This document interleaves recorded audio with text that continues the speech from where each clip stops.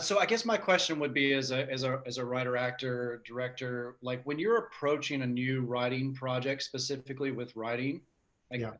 how do you go about structuring your process? And in that process, how do you keep yourself, I don't know, invested in your idea? You know how some days it's like you feel like you're beating your head against a brick wall. Is it just a kind of a daily keep at it process for you, or Um, First of all, I make sure it's something that I really want to write, right?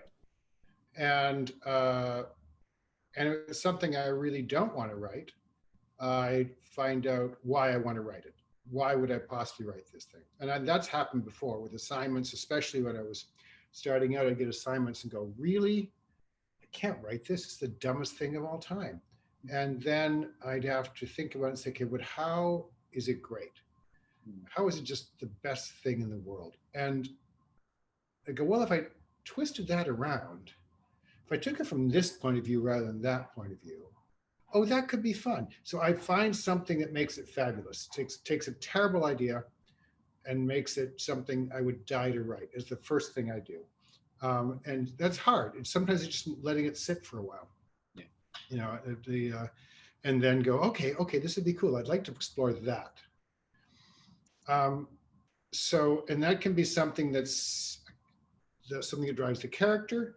It can be something that an area that you've always wanted to research and look into, a place, the history of something, you know, just whatever. It doesn't really need to be everything to start. Just be one thing that you think is really cool, and then find a second thing, and then find a third thing, and then you'll fall in love with it. I also have to know pretty much 100% that I'm going to fail. If I'm not going to utterly fail, I don't really want to do it. Because it's something that I've seen other people do it often. Why should I do it? I recently wrote a film noir, a couple of them that I'm really looking forward to doing soon. And in that, it all started with a tiny little subplot that I'd read in a little short story, and it had nothing to do with film noir. It had nothing to do with crime. It had nothing to do with that world. But I love these two little characters, and I said, how can I tell that story? And there's, because it's not a film on its own. It's a very short, but really impactful little thing. So I created this entire film noir world around this B plot, so I could tell that story. And then I went and found the world I wanted to be in, and the world I wanted to inhabit, and how those characters were incredibly unique and hadn't been seen before. At least I hadn't seen them before, because a film noir is a film noir. You know, it's got its certain rules, and you know where it's going. But how can I subvert those rules? How can I, you know, and deliver while giving you the opposite of what you think? So that's my kind of process, is trying to upend it all. That's what I do with the Casino Royale. You know, I said, I can't do a Bond picture. I turned it down. I mean, what are they thinking? I told them I'd ruin Bond for everyone forever if I did that. But then they said they insisted I do it. So I said, okay. But I said, okay, what if Bond was a real person? You know, and what, well, I'm going to apply the same rules I would to that I did with $1 Million Baby. I mean, I have to, this character has to be real and breathe. And if he's going to kill somebody, no matter how many times he's layered himself in his heart with Teflon and Kevlar, it's going to get under there somehow. And then I said, well, what kind of woman is going to get under there? How is this man ever going to fall in love? He protects himself so well. Well, she has to get under that armor somehow. And so I figured, you know, how. And so those were the kinds of things. And then I just loved, you know, and the producers were scared, and the more I loved it, the more scared they got when I'd come up with, because I'd have all the wonderful, great lines that, you know, Bond had said forever, you know, about how he likes his martini and all this. And so I would get to say, okay, I need to use that somewhere. But what I'm going to say is the bartender is going to ask him at a particularly, just the wrong moment where everything has gone to shit. He's going to ask if he wants his drink shaken or stirred. And he goes, do I look like I give a shit? You know, it's like, so you want to find all those things that you want to use from the format, from the form of the piece, or from the original material, and then find out how to subvert it and have fun with it. That's what I do.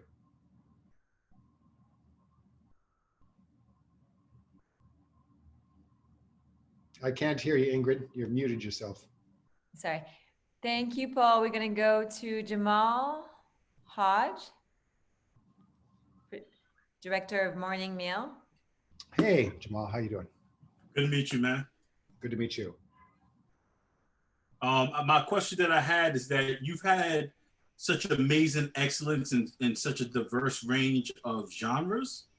Do you have a universal method when you're approaching as a writer-director to different genres in particular, or do you have something specific that you do for each one?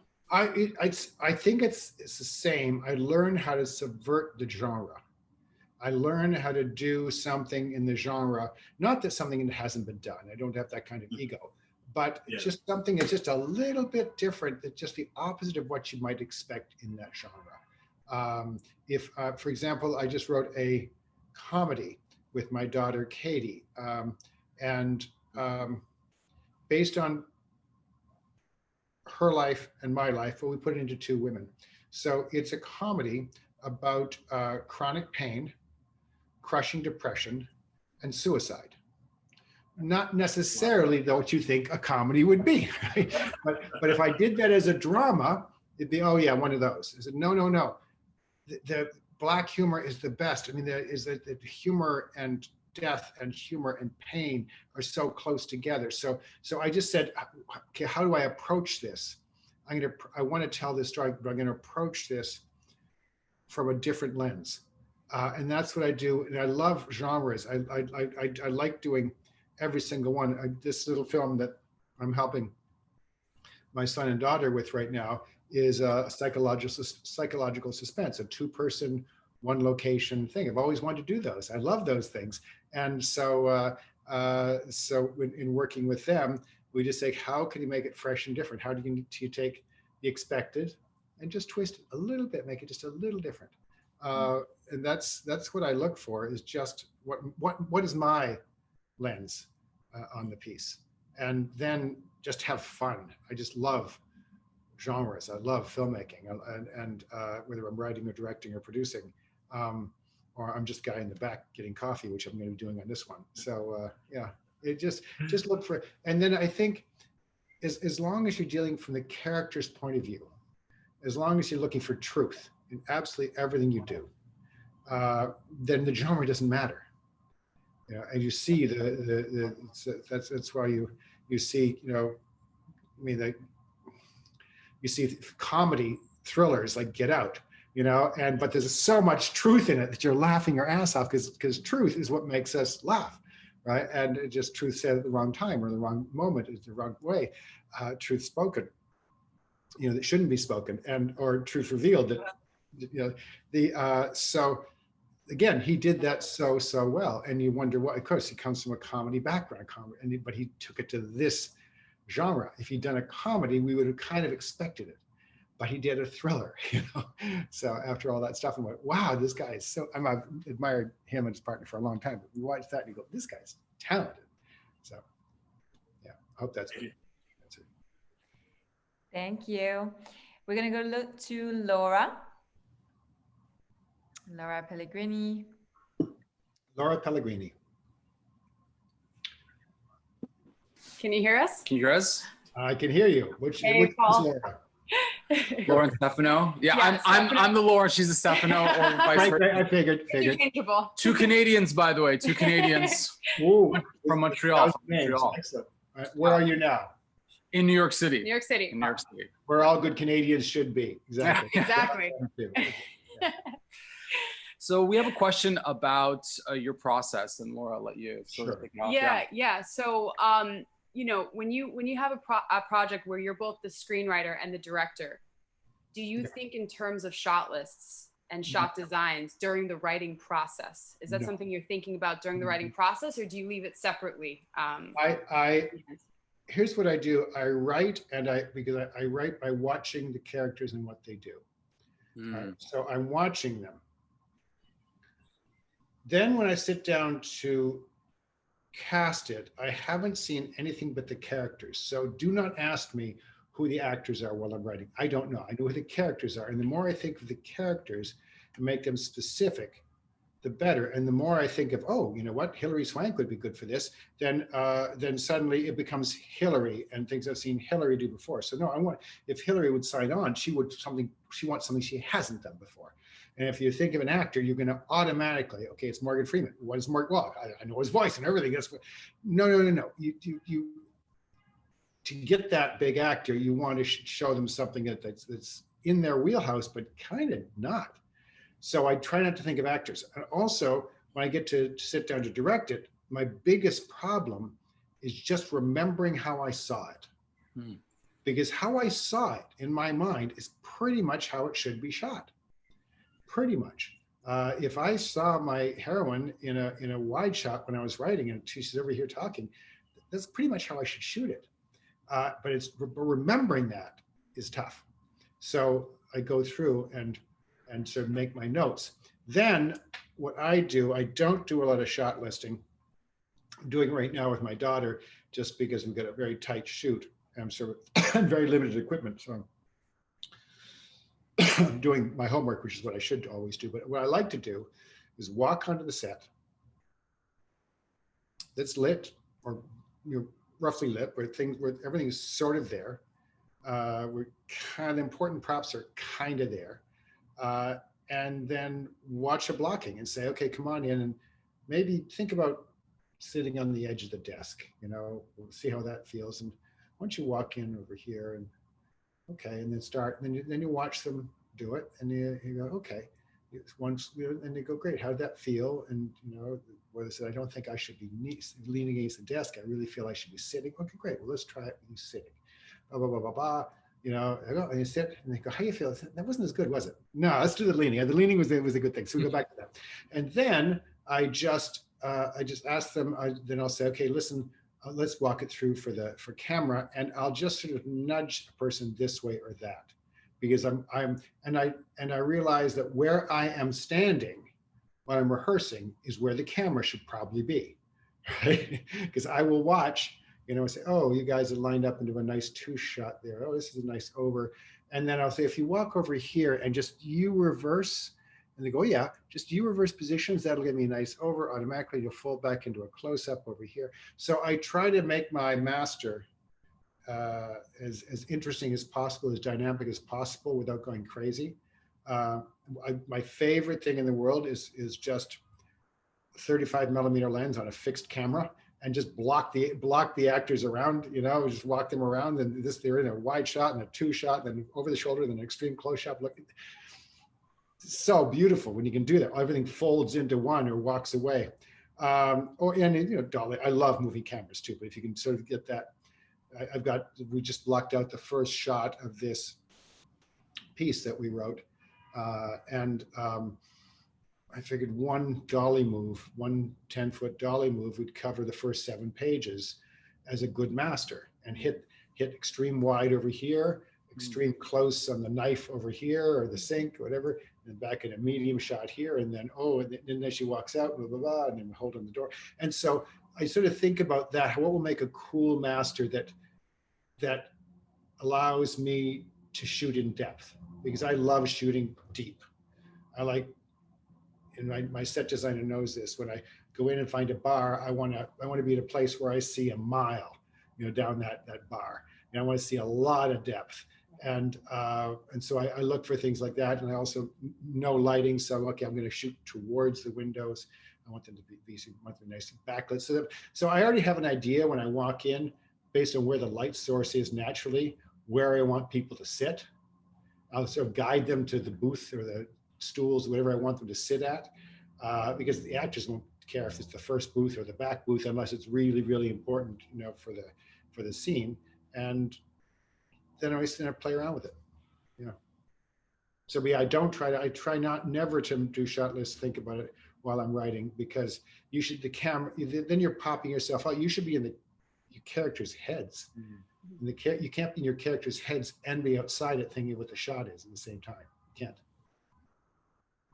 Thank you. Thanks, Paul. Thanks, Paul. We're gonna go over to Andy Goldman. Andy. Thank you so much for agreeing to do this. Paul, as you masterfully did with James Bond, is there a project out there in this world of reboots, remakes, spin-offs and everything that you would love to kind of like take and put your own personal spin on it? Is there like a particular project you said, you know, that's out there and say, I could do it better, or I could do it my way for a new audience? I don't usually think that way. People approach me with something and my first reaction is always, no, are you crazy? Why will you come to me for that? No, I go, wait, that could be fun. Yeah, because so I'm always surprised when people come to me for very different kinds of things. And I love stretching, I love doing it. But there isn't one, there's some genres that I'm like exploring, like I'm really like exploring film noir and thrillers right now. I'm really enjoying writing and exploring those, and I hope I get to shoot them. And comedy, because I used to do nothing but comedy. I did comedy for 20 years in television, and then all of a sudden I became the drama guy, the serious guy. And I remember my ex-wife once said, and she claimed she never actually said this, but I was after my second film, and she said, Paul, you should write a comedy soon, because fairly soon people are going to go, hey, it's a Paul Haggis film. Should we spend our $10 or just slit our wrists right now? And so, and she actually just said, years later, I told that story in front of her, and she said, I didn't say that, Paul. I said, well, what do you mean? She said, here's what I said. You should write a comedy soon. But I made her line better, because that's what you do. I make your lines better. When you say something, they go, oh, if you'd said that. And I don't do it consciously. Yeah. So no, I don't have one. But I love action. I got to do a little bit of action in the next 3 days, and I got to write it obviously twice with Bond, and I'd love to do that. And because with action, the big thing, and that's why I like writing it and directing, is running and jumping isn't enough. You have to care that the person running gets where he's going, and you have to care deeply. And then when he doesn't get there, or she doesn't get there, you have to be heartbroken, rather than just, oh, it's a cool scene, he's running and jumping, or she's running and jumping. So that's what I love. I love putting the stakes to those things, and not just catch the bad guy. It's like, why catch the bad guy? Why do you have to? Why does the bad guy have to get away? So that's what I like exploring. Yeah, that's great. Thank you very much. Paul, you ready for another one, or it's like? I'm done. I'm just gonna sit and drink. Sure, go ahead. Just shaking. Exactly. Wine break. Yeah. All right. So we're here with Brian. Ryan or Brian? Oh, hi, Brian here. Hey, Brian there. Hey, thank you for doing this. I'm a filmmaker. I have a feature here called Myth. Huge fan. I was just wondering. Thank you for making your bed today. Actually, it's my girlfriend. I can't take credit. Oh, okay. But, she did a great job. I was just wondering, because I know how much, being a fan of action and being a fan of, big Hollywood, big Hollywood filmmaking. Is there something that you had on your bucket list that you've been able to do in terms of a camera setup or a stunt? Oh man, see, I would wish I see some of what Carrie did with in the last episode of what's the HBO one? It was so great with Matthew McConaughey and Woody Harrelson. True Detective. True Detective, yeah. And that last, that 14-minute shot he did, which was so great. And I always wish I could do those things, and I never feel I have the time.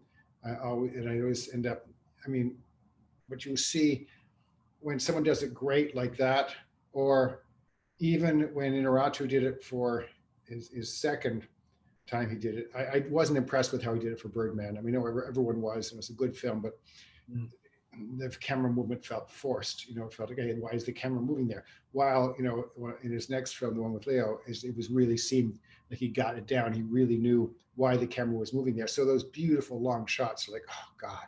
Yeah. Or what Sam Mendes did to the extreme, in his film this year, which was just so beautiful. I mean, one shot for the whole movie. That's, I mean, the effect of one shot, at least we all know it was broken up, but my God. So yeah, I mean, you dream about those things as a director. Mm-hmm. And I wish I had the budget to do those things, or could figure out, how, but that's, it was fancy. Citizen Kane, and I mean, Touch of Evil, the opening shot of Touch of Evil. Opening shot, yeah. It's like, I think you can do it. I think, I believe. Well, I'm going to give it a try sometime. Awesome. Thank you. Thank you. Thank you, Paul. We're going to go over to Rachel Eddy. Her film is called Jew-ish. Hi. Hi, my name is Rachel. So it's an honor to meet you virtually. My brother and I co-created the film Jew-ish that's in the festival now. He's in Brooklyn and other way around. I'm in Brooklyn and he's in Manhattan, which normally wouldn't be a big deal, but in a pandemic, it feels very far. So I'm representing both of us. And I've heard you now speak a couple times about working with your son and daughter on films, and I worked with my brother.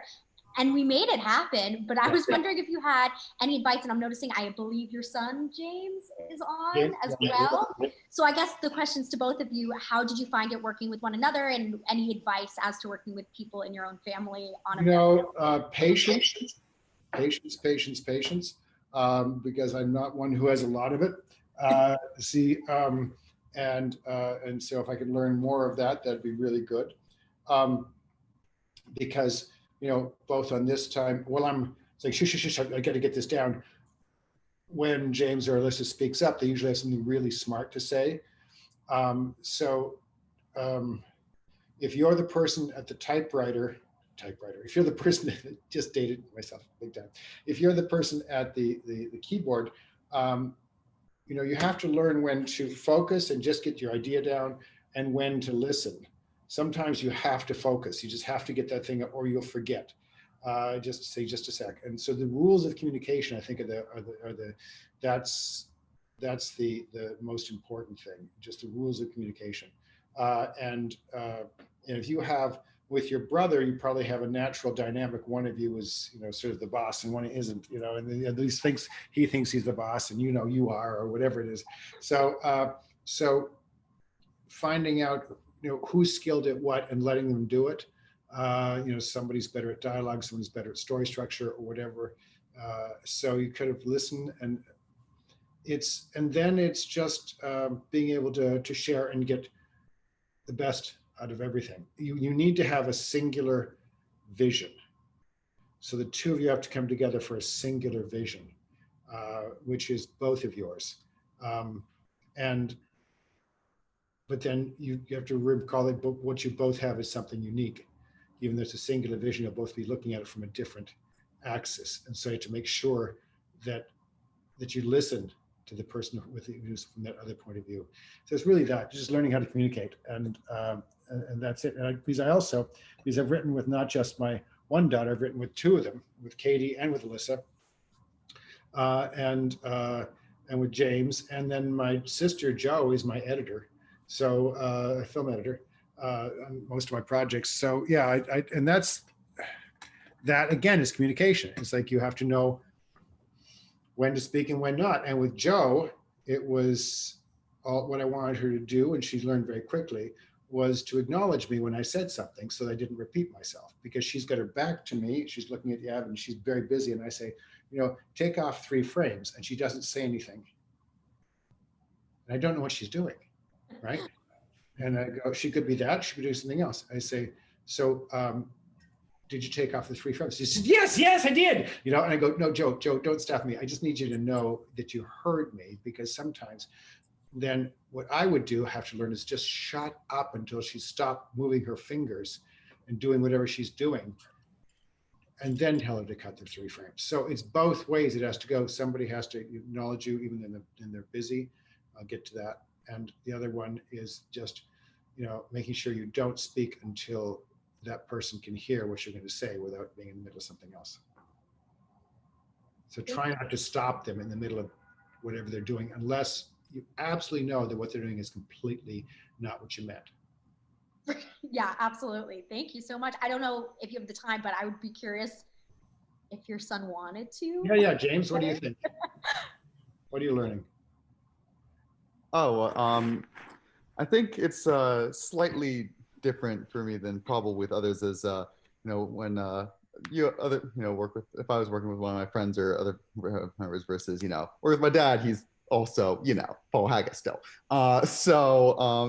With me and him, because of that, the thing that's different is oftentimes if I come to him with an idea of mine, what I've learned, if I can't do it till it's much later in the process, because otherwise he'll start a suggestion, spinning it, and I'll be like, oh, that's brilliant. And I'll be like, this is the thing. And then I realize, wait a second, this isn't my fucking film anymore. It's great, but it's not what I envisioned, and it works. So I have to, when I'm working with someone that, I guess is not that is really talented and ready to do all the things. For me, it's been waiting until have a very solid idea of what I'm writing, what my story is going to be, what my characters are, and then ask him, so that when he suggests something and it's a really good idea, but it's not the right for this movie, I can tell him no. That makes sense. Thank you so much. Those were both great, thoughtful answers. I appreciate it. And it gave me time to get wine, so it was perfect. Thank you. Yes. You got it. That was my whole intention. Thank you, James and Paul. Let's go over to Janet. Oh, look at that nice bounce light I just put on by opening that door. Look, I got this nice. That's beautiful. Key. I got this nice key coming in from the glass door now. Look at that. Lovely. Bit of a shadow, which we'd have to use a flag to get rid of. But yeah. That's very beautiful. So I have some general questions, just two. Is there a daily habit or routine that you found has really helped you just write? And secondly, if you've had one that comes to mind, is there a, just aha moment about screenwriting that... Which about screenwriting? An aha moment, just something that you realized in your career about screenwriting that you might... Sure. You might whisper into your younger self's ear. Daily routine changes, but now what I like to do is wake up, throw myself in the shower, go for a walk. Just get my body moving. I usually walk up to the Union Square Market and pick something up, some food up or something I'm going to cook later in the day or something. Just spend an hour walking, come back, and then make my coffee, if I haven't picked one up, and sit in front of my computer. As simple as that sounds, you can't write when you're not sitting in front of something where you can write. So if either you've got your tablet, you've got your yellow pad, you've got your script, you've got your MacBook, you got something, and start. Just start. And sometimes I read back a little bit what I've written, but if you don't sit in the chair, you don't get anything written.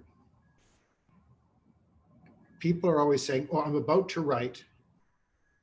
I'm going to do this. That's not writing.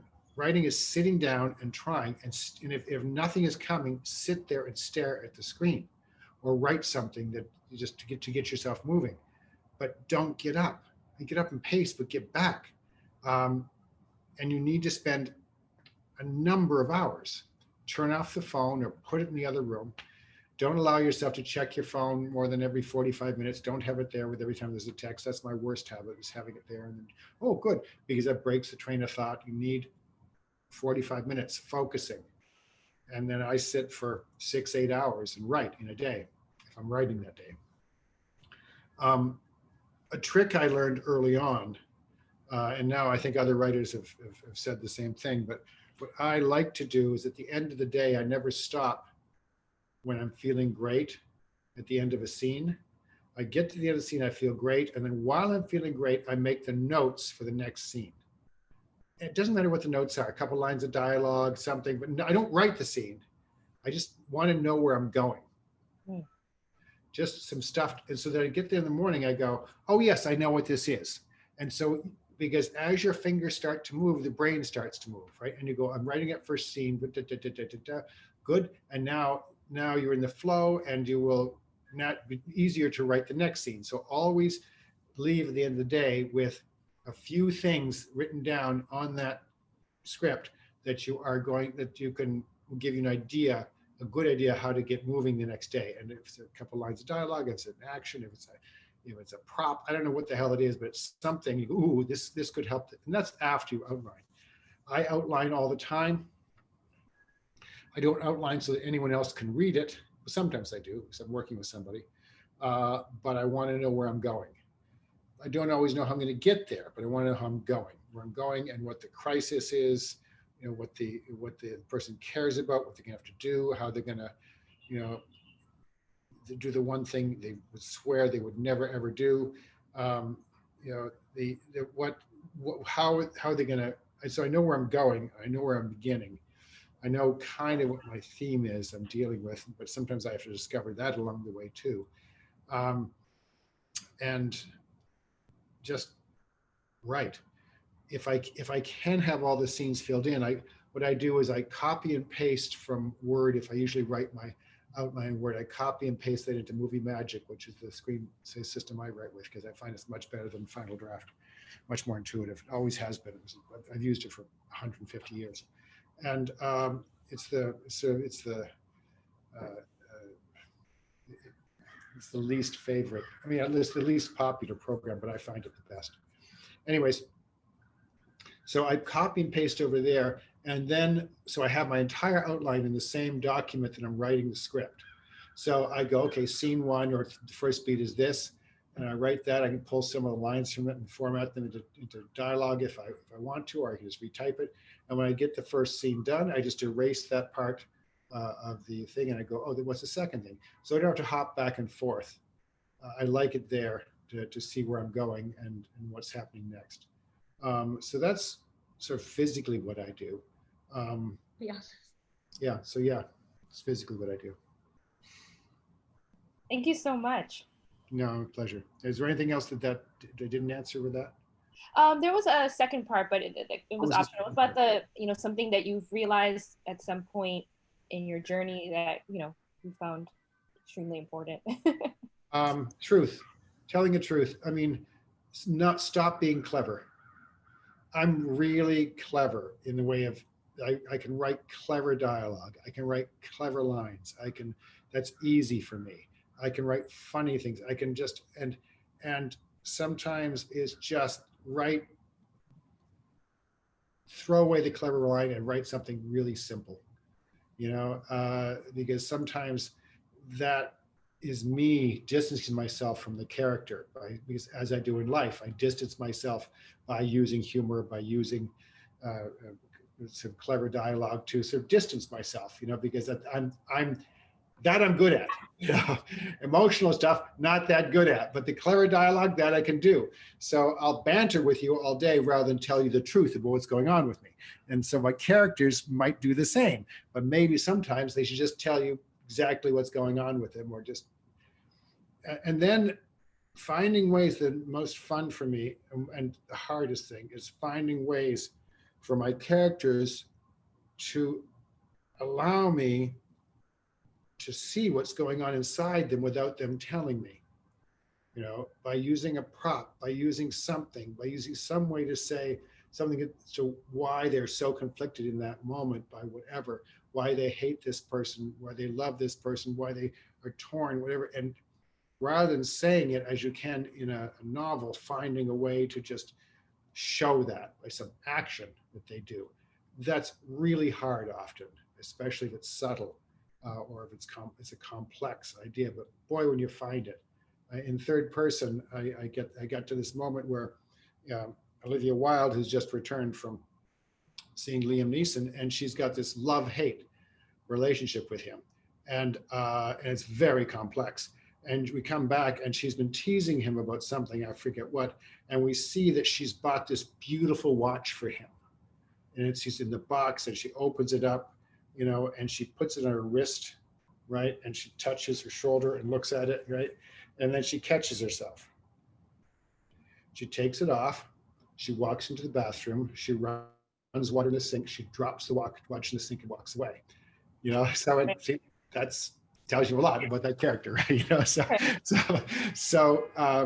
and then later, I recall that when they're back together, he's talking about how much he loves the watch, but does it feel damp to you? He's saying, no, I don't know what this. So obviously, it's been sitting there for a while, and the wristband is wet still. But you know, so those are the things I love.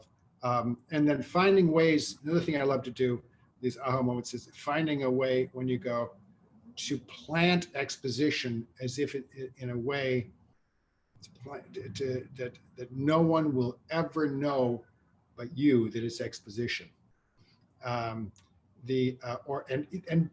Tiny things that entertain only me.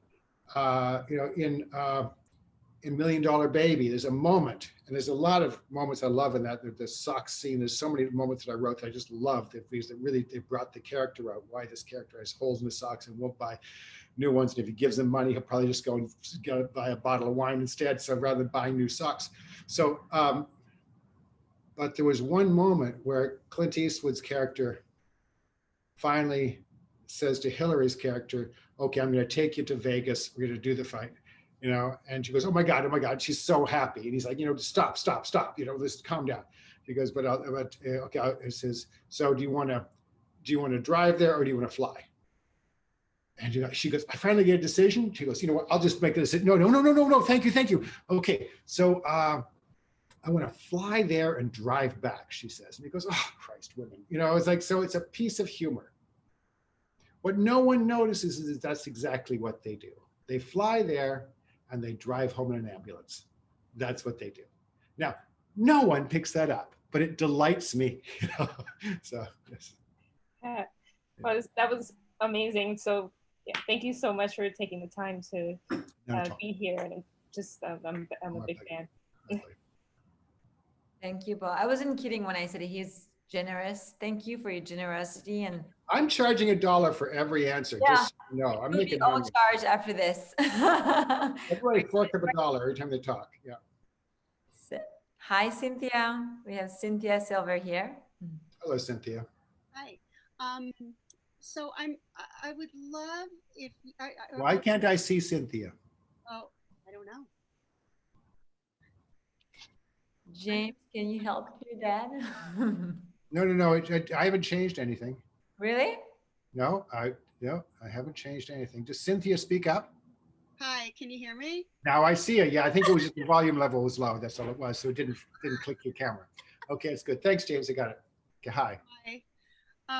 So I've been, I'm a director, and my background is in theater. I started filmmaking about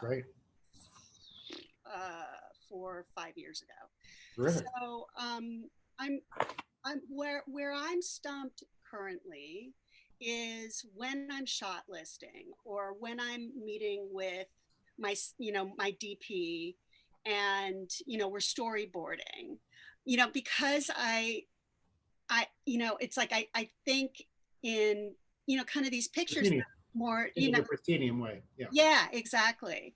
And so I guess, I don't know, I'm just curious if you might have any advice, or, I mean, it's been, I know you don't shot list anymore. Yeah. Well, no, I do shot list, but I hate it. So I try to put it off, and then I do when I have to. Think of it as theater in the round. Okay. As you would stage theater in the round, right? Because you've got 4 perspectives to watch this from, right? Now, so as you are doing that, you're going to be yourself, as you are directing that, you're going to be walking around, right? You're just naturally going to sort of circle the actors, probably is what I would do, when I directed that sort of stuff. And you're making sure the sight lines are good and this, and okay, where is that moment impactful from? Oh, that's most impactful from, from stage left. It's most impactful at stage right. It's most impactful here. It's probably where your camera should be. It's not a mystery. It's like, I was so paralyzed by cameras because I came from theater too. And I was so paralyzed by that until I just started walking around. and just forget all that, just where do you want the audience to see the scene from? Where do you want that moment from? It doesn't have to be on their face. It might be on their back. In my film, In the Valley of Ella, I wanted to have most of the emotional moments on the person's back.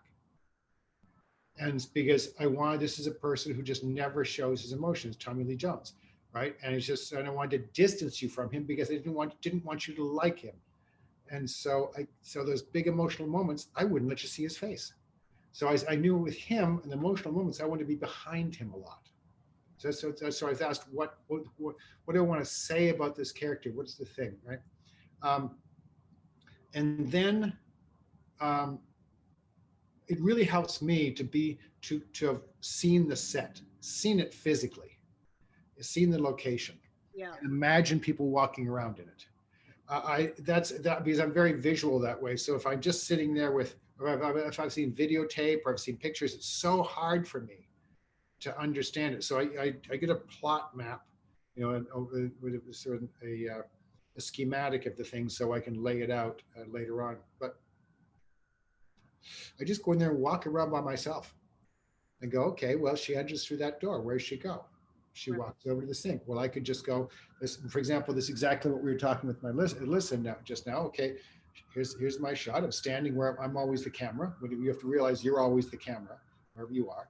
Okay, I'm going to stand here. I'm going to watch her come in the door down the end of that hall. And she's going to be very small.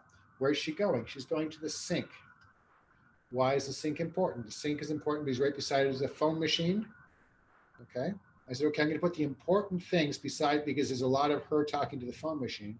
I'm going to put a lot of the important things right near it. So thank God it's near the sink. So there's a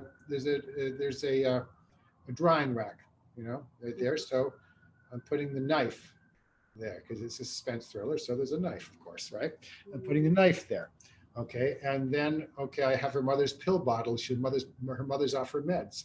I'm putting that on the same counter. So I don't have to come over here and shoot. All the things are sort of around there, so I'm shooting in the same direction.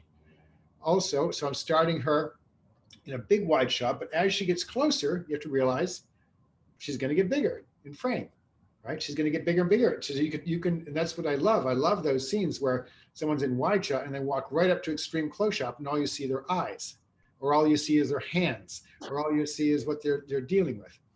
That's dynamic filmmaking. Walking, movement toward and away from a camera is always more dynamic than movement, vertical movement. Horizontal, whatever it is, that way, left and right. So think in depth.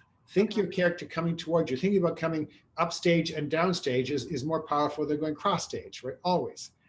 Always. So just think of the same thing. Think of yourself in the front row, and just keep moving the front row around. And so, because if you could turn that audience around, wow, they could see some really cool things, right? They could see it. And so, and realize it's powerful when the actor has your back, his or her back to you, because you do that on stage. They walk down, and then they turn around. And they do that thing looking at the other person, right? You don't see their face. You don't need to see their faces all the time. So, so you don't have to cover every moment of everything in every shot. You don't need a close shot, a medium shot, and a wide shot of every single moment. And sometimes the most dramatic moments you want to see in a real wide shot. You want to see the whole body. You don't care about their face. That's old bad television directing, is he just, a close up on their face when all the dramatic moments. No, sometimes you want to see, sometimes just in a really wide shot, a good actor can just, oh my God, the way they're standing there will paralyze you because of the emotion. They show it in their whole body. So calm down. Don't worry about the shot listing to start with. Sort of walk through if you have a set to walk through, start with that set and just think about where they're going to go. And then don't be afraid to nudge the actors. It's like when you're blocking them, you're blocking for the camera now, right? And so if this is the frame right here, it's right this wide, right? And you want your actors in this 2-shot, and you know that one of them is going to step in here and the other thing is going to be right there. They're not in the 2-shot. So you just nudge them in a little bit. So they're there. That's a nice 2-shot, right? And then you go, okay, well, if you stepped away over here like this, you'd be in a nice over the shoulder. Now, if you say the hello and you get to the door first, and and your camera pushes in, oh gosh, you got yourself another over the shoulder, haven't you? Without the camera moving, right? Yeah, and then they're back in a 2-shot, and then the person walks away, leaving this person. The person walks up to the screen, and there she's in. That person is an extreme close shot, all without never moving the camera, right? So it's just where you stand. It's all about where you stand. I'm going to close the door because now bugs are getting in. Sorry. Thank you. Thanks, Ingrid. Yes, of course, Cynthia. So we have a couple of minutes left, and I just want to take that opportunity to tell you that we have a meet and greet called Part 2 at around 6 p.m. So please stay in the Zoom room. We have Who are you meeting and greeting? Eve. Eve. Oh, the meet and greet is with the filmmakers, and if you'd like to play ball, you're welcome. Eve is here in Boston. Hello, Paul. Hello, how are you? I'm excellent. Watching you smoke your cigarettes, making me jealous here. I know. So, Paul, some of this information, well, all of it actually, is pure gold. I am a filmmaker, but I'm not a director. I'm a producer and an actress. I'm getting annoyed with that term. Anyhow. Either one works, right? Yeah, right. As long as I know what I am, or as long as I know what I am in life. Anyhow, I wonder, one question is, do you teach this anywhere? Do you teach anywhere? I'm not a teacher. I've never been a teacher. There are really good teachers. I mean, Corey Mandel teaches writing. I like him very much. And I've learned from, like John Truby. I've learned from Robert McKee. They're all good teachers. But Corey, I think, looks at things a little differently. He does workshops, and Robert writes very long books. I don't think I can get through that. Who does? Sorry. He writes very long books. Who does? Corey Mandel? No, Robert McGee. Oh, Robert. Yeah, that's so hard. Robert McKee. I sat through his course twice in the 80s, and I understood about 10% of it. But that 10% was really good. And I met him recently and told him that, and he's anyway. So he, but I like Corey a lot. I do workshops for actors. What I would do, I started doing them in Europe because I wanted to raise money for my charity in Haiti, and somebody offered me a lot of money to come to Rome and teach. And I said, well, I'll work with actors. How about that? I'll do scene work. So I do that. I do scene work in Europe. I don't do it in New York because there's so many goddamn good teachers here. But I love working with actors, and I love staging stuff. I might in the future. It's fun for me, and I get to raise money for kids who really need an education. And I think people feel good. Originally they offered me like $50,000 to come to Rome, and I went, oh, I'd love $50,000, but I can't take it. I can't take money from actors and writers and directors who want. I can't do it. But if they donate that money, I'm sure they'll feel good and I'll feel good. So great, I'd love to come play with them. So that's what we do. And I've done that several times in Berlin and Rome and various other places. I've also done work. I had a fun workshop I did a couple of years ago. We did it for a week in a small town in Italy, where everybody came, and it was for actors who wanted to write their first short script, and so they could then leave with a script, so they could, because that's what a lot of actors have to do today, is they have to show you what they can do, and better that they spend their money and make a little short film. But the worst thing ever is watching a short film where the script is bad and the story is bad. So that's why I was teaching how to write that. So at the end they left with a script. If they came prepared, they left with a script, and people would come with ideas or whatever, and we'd form it. And that was a lot of fun too. It was a lot of work. It was a lot of fun. So and then I've done a few things like this where I talk about that, but my brain doesn't work that I could sit down and go, okay, this is start here, go to there. This is how you do it.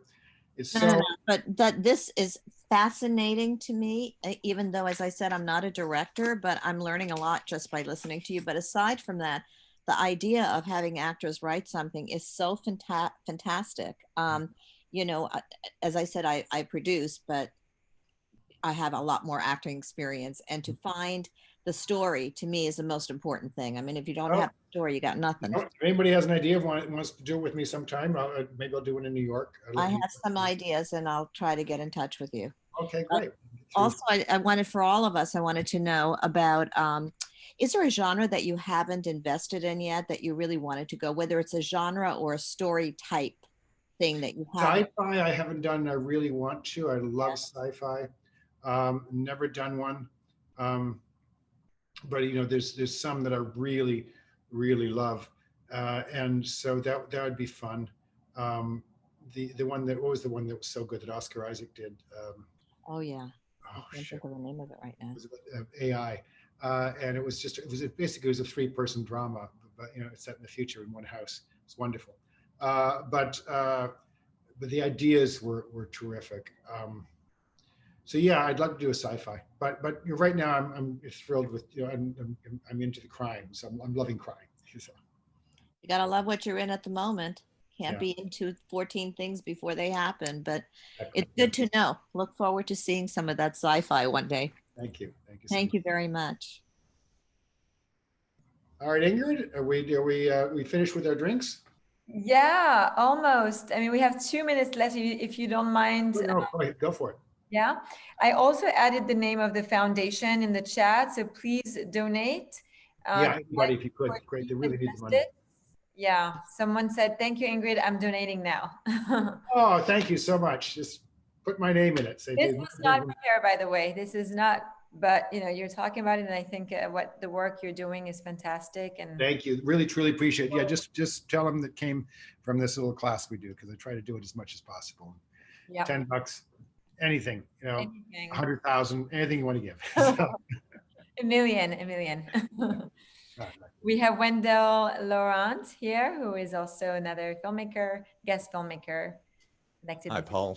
Hey. Nice to meet you. Oh, look at that background. It's the Sanger Theater in New Orleans, a big movie palace. So it's a dream of a film So to be shown there. Is that a Zoom thing? Yeah, it's a virtual background. Yeah. No, I know that, but is that something that comes with Zoom, or you? I stole it off the internet. And then how do you put it behind you? You can upload your own images under virtual somewhere, under video, upload your own. Oh, no kidding. That's so cool. That's so cool. Cool. Quick question. You know, I wrote the short film Daybreak, and it's premiering here at the film festival. We're very excited. My first screenplay to be produced, so I'm very excited about that. Great. But I had a quick question. We had this great scene that it had to be cut because of time and flow, and it broke my heart to have to cut the scene. Always does, doesn't it? But I wanted to know if you had any examples of if that ever happened to you. In the Valley of Ella, I've had it all. Yeah, Crash in the Valley of Ella, but the specific one in the Valley of Ella, there was a very important scene between Tommy Lee Jones and the young boy, and I wanted it shot outside, and I wanted it shot at magic hour because it was such an important and touching scene. So magic hour in New Orleans in the wintertime is 7 minutes long. So I was in this location for 3 days. And so I said, we're going to shoot the scene over 3 days, 7 minutes exactly. We'll be out there, set up, shoot it. And we did. I had multiple cameras, and it wasn't a long scene. And over 3 days, it was like a 2-page scene. I got it. And it looked gorgeous. And I watched it. And I realized that I was so focused on whether I was getting the shots that there was no soul in the scene. It was totally off.